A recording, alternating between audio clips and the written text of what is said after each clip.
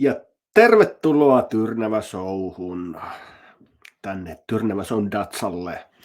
Olen ammattitaikuri, ohjaaja, käsikirjoittaja, keksijä Tatu Tyni ja toimin nykyään myös Raaseporissa kaupungin valtuutettuna.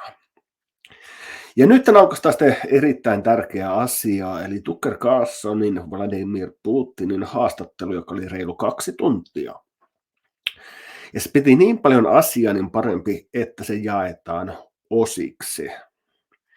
Ja tässä tulee nyt semmoinen, mä otan semmoisen 10 minuutin pätkän siitä suomennettuna, eli suomenkielisillä teksteillä, että mistä se konflikti alkoi, tai niin kuin Putinin näkökulmasta, mitä oli sen konfliktin takana, mistä se on syntynyt. Mutta mä eka otan tuosta mun omasta blogistani. Siinä. Eli Tucker Carlson haastatteli Vladimir Putinia Moskovassa. Se tuli 1 yöllä Suomessa. Mä katsoin sen suorana ja puolen tunnin päästä kirjoitin sitten tämän blogiin. Niin mä otan tähän vaan muutamat kiinnostavat huomiot tähän alkuun. Eli toimittaja Tucker Carlson haastatteli Vladimir Putinia Moskovassa ja haastattelu julkaistiin perjantaina 9.2. kello 1 yöllä. Haastattelun kesto on 2 tuntia ja 7 minuuttia. Putin on hyvin analyyttinen ja perusteellinen puhuja, joten haastattelu oli sitä, mitä ajattelinkin. Aluksi Putin kertasi Venäjän historiaa puolen tunnin verran, ja sitten siirryttiin tämän hetken tapahtumiin ja politiikkaan. Venäjän ulkopolitiikka on hyvin johdonmukaista ja he aina kertovat etukäteen, mitä tulevat tekemään. Siksi muun muassa professori John Mersheimer on puhunut näitä samoja asioita luennoillaan jo vuonna 2015 ja toimittaja Vladimir Potsner vuonna 2018, muun muassa Yalein yliopistossa pitämässään luennossa. Samoin Venäjän suurlähettiläs Pavel Kuznetsovin puheet ovat hyvin yhteneviä Putinin puheen kanssa.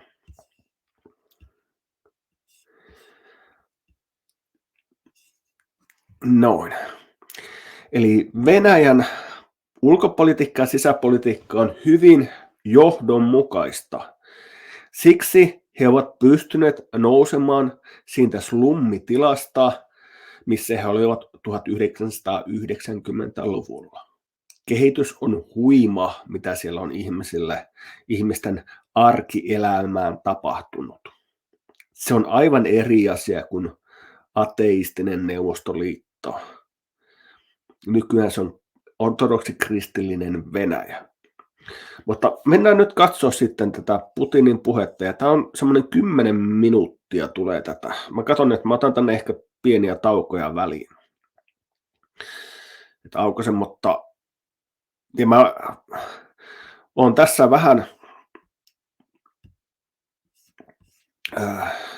leikannut tätä Putinin puhetta. Eli tästä olisi voinut ottaa vähän kauempaakin nämä tekstit. Mutta mä ajattelin, että koitan saada tämän jollain tavalla tiiviiksi. Eli mitä Ukrainassa tai Ukrainan konfliktin takana on niin kuin Venäjän näkökulmasta. Ja muuten tämä suomennosteksti, tämä tulee Kantomediasta, eli kanto.media. Kannattaa käydä nettisivuilla ja katsomassa heidän sivujansa. Mutta mennään nyt tsiikaamaan, mitä tässä sanotaan. Came to power and how. The first time he won after President Kuchma, they organized a third round, which is not provided for in the constitution of Ukraine.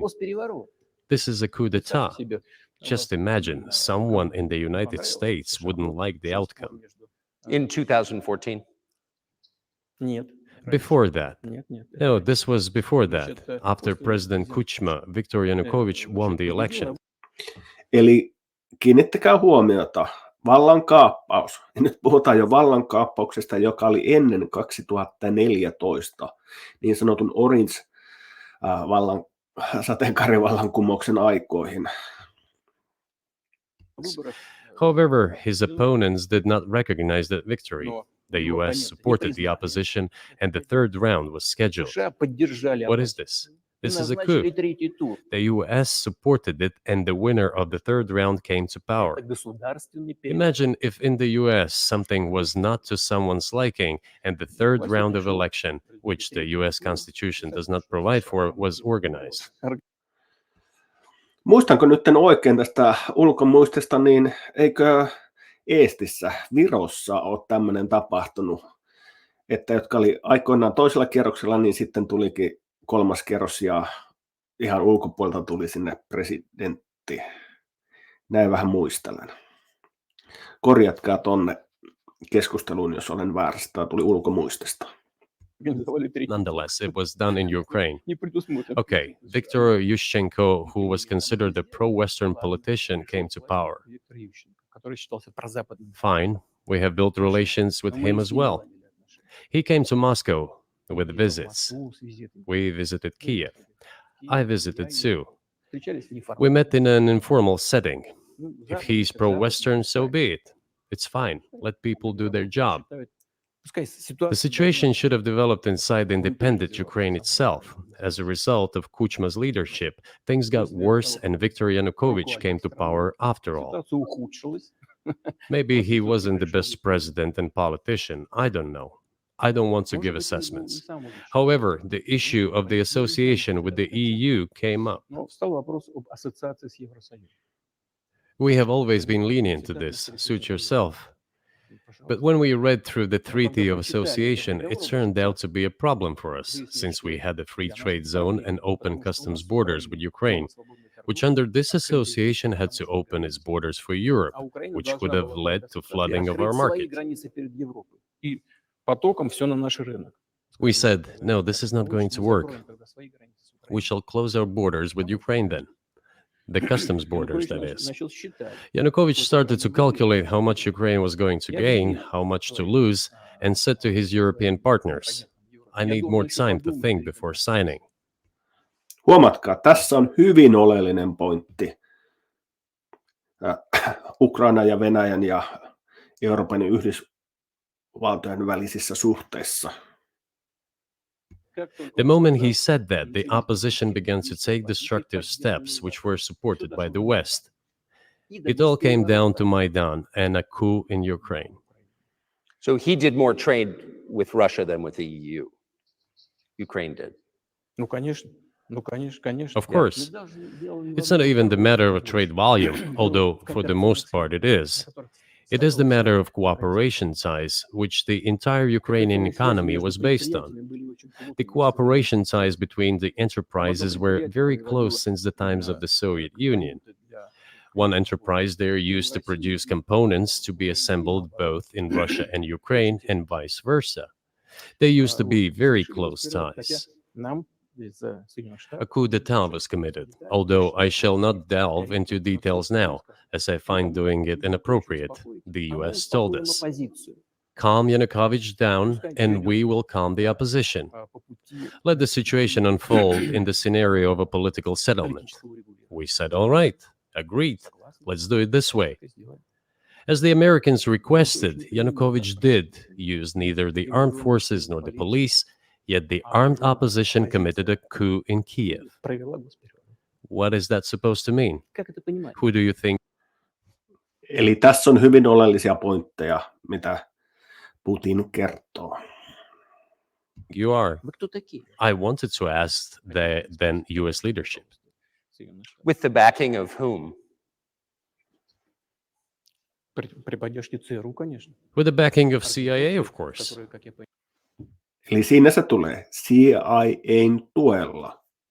Ja CIA toimii Suomessa erittäin merkittävästi. Nyt heillä on selkeästi toinen presidentti menossa, CIA-presidentti.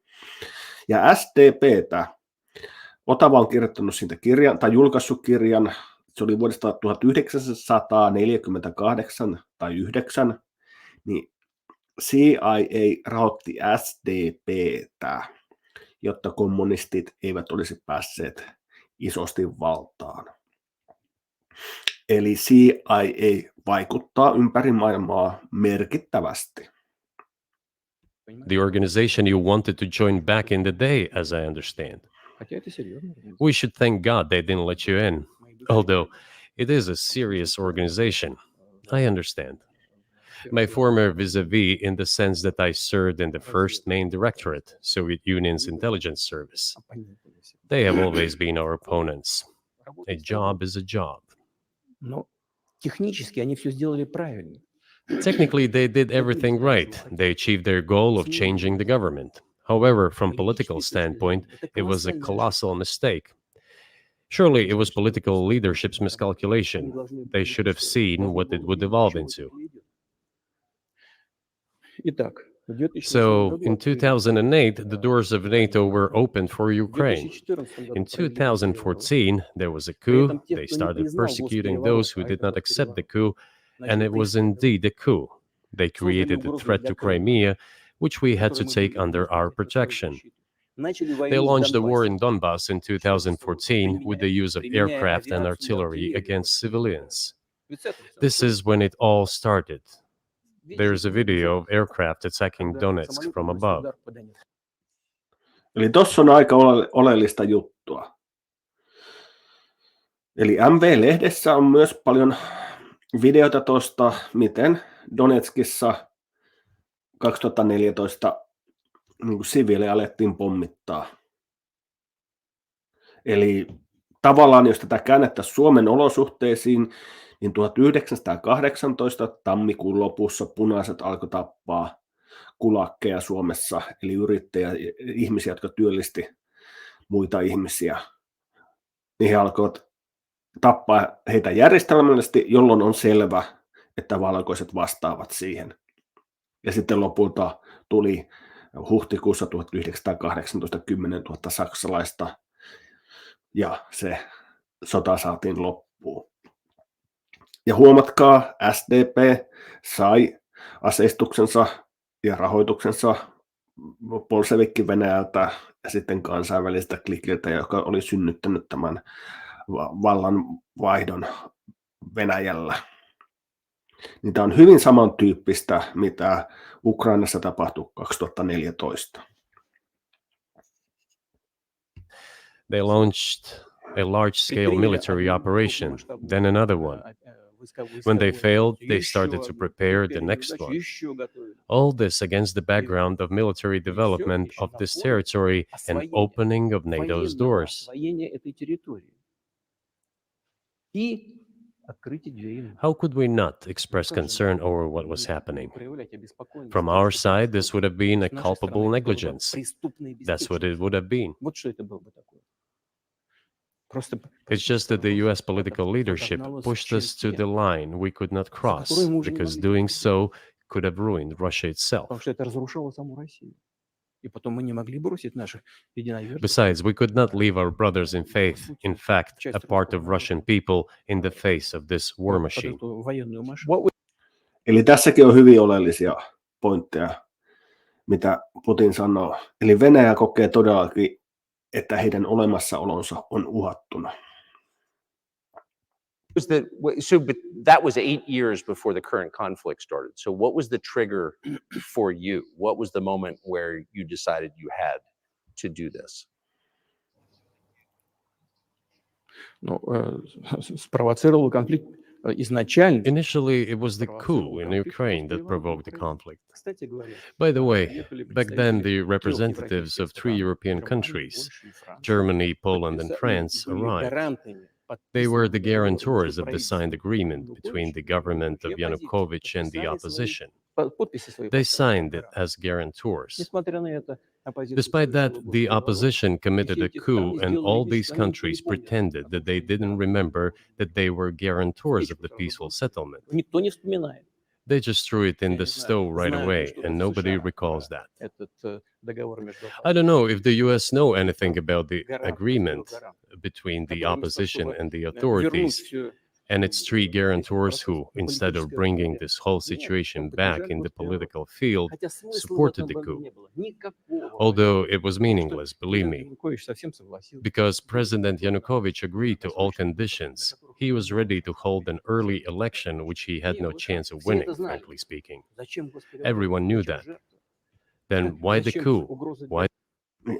Siinä oli myös erittäin kiinnostava pointti. Eli istuva presidenttivaaleilla valittu Yanukovych olisi tuonut vaalit, jotka hän olisi hävinnyt. Miksi sitten vallankaappaus? By the victims. Why threatening Crimea? Why launching an operation in Donbass? This I do not understand. That is exactly what the miscalculation is. CIA did its job to complete the coup. I think one of the deputy secretaries of state said that it cost a large sum of money, almost 5 billion. But the political mistake was... Eli vallankaappaus maksoi 5 miljardia. Paljonkohan tämmöistä summaa on Suomeen käytetty, että on saatu nämä DCA-sopimukset ja Naton liittymiset ilman kansanäänestystä? Colossal. Why would they have to do that? All this could have been done legally, without victims, without military action, without losing Crimea. We would have never considered to even lift a finger if it hadn't been for the bloody developments on Maidan. Because we agreed with the fact that after the collapse of the Soviet Union, our borders should be along the borders of former Union's republics. We agreed to that, but we never agreed to NATO's expansion, and moreover, we never agreed that Ukraine would be in NATO. We did not agree to NATO bases there without any discussion with us. For decades, we kept asking, don't do this, don't do that. And what triggered the latest events? Firstly, the current Ukrainian leadership declared that it would not implement the Minsk agreements, which had been signed, as you know, after the events of 2014 in Minsk, where the plan of peaceful settlement in Donbass was set forth. But no, the current Ukrainian leadership, foreign minister, all other officials, and then president himself said that they don't like anything about the Minsk agreements. In other words, they were not going to implement it. Eli siinä oli nämä Minskin sopimukset oleellisesti sanottuna.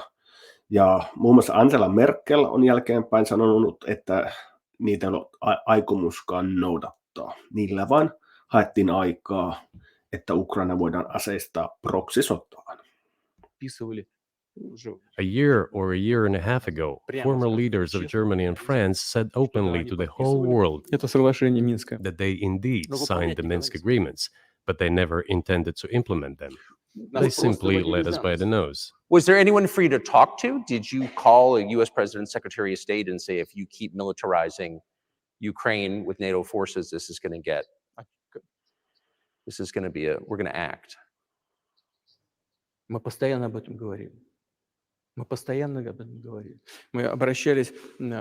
We talked about this all the time.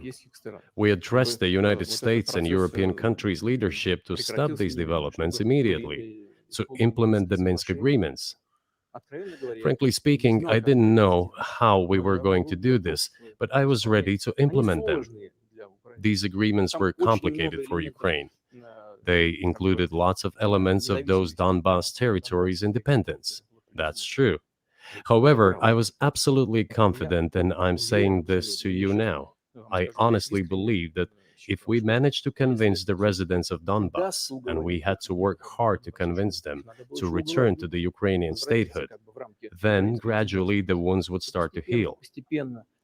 When this part of territory reintegrated itself into common social environment, when the pensions and social benefits were paid again, all the pieces would gradually fall into place. No, nobody wanted that. Everybody wanted to resolve the issue by military force only. But we could not let that happen. And the situation got to the point when the Ukrainian side announced, no, we will not do anything. They also started preparing for military action. It was they who started the war in 2014. Our goal is to stop this war. And we did not start this war in 2022. This is an attempt to stop it. Do you think you've stopped it now? I mean, have you achieved your aims? No, we haven't achieved our aims yet.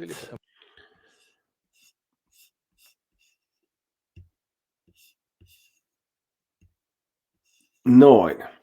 Eli siinä oli Putinin suulla Venäjän näkökulmia. Ja 22, mistä lähti toi Ukrainan konflikti, tai nyt tämä sota, niin se on Venäjän yritys lopettaa se, mitä siellä Ukrainassa on tapahtunut. Eli lopettaa se sisällissota. Ja jos te menette katsoa sen koko Putinin haastattelun, niin tuosta ottaa semmoinen, mistä mä lähdin viemään eteenpäin, niin siitä ottaa semmoinen 5-10 minuuttia lisää, niin saa vielä niin kuin enemmän sitä taustaa. Mutta toi on oleellista, että Putinin näkökulmia kuullaan, tai siis Venäjän näkökulmia, nämä ei ole Putinin, vaan Venäjän näkökulmia, joista Putin kertoo. Ja oleellista on juuri huomata, että he ovat hyvin johdonmukaisia. Mitä he sanovat, he tarkoittavat sitä todella.